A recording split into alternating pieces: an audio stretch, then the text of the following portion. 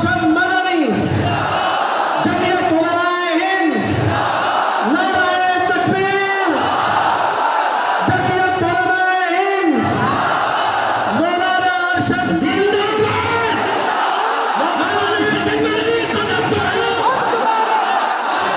مدنی قدم بڑھاؤ، تیری جرأت کو، تیری جرأت کو سلام ہے، سلام ہے۔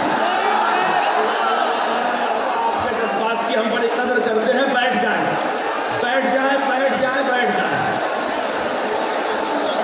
اللہ تعالیٰ آپ لوگوں کو اچھا رکھے۔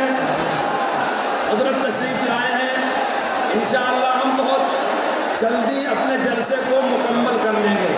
میں آپ سے عرض یہ کر رہا تھا، آپ میری بات غور سے سنا۔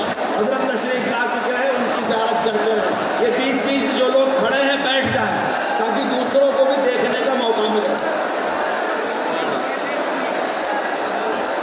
دیکھیے میں آپ سے عرض کر رہا تھا کہ ہمارے اس اجلاس کا عنوان ہے تحفظ آئین ہند، ہندوستان کا وہ دستور جس پر یہ ملک چل رہا ہے۔ یہاں کے مذاہب، یہاں کے لوگ، یہاں کے باشندے، یہاں کی عدالتیں، یہاں کی تجارتیں، یہاں کے سارے کام اسی دستور کی روشنی میں انجام پاتے ہیں۔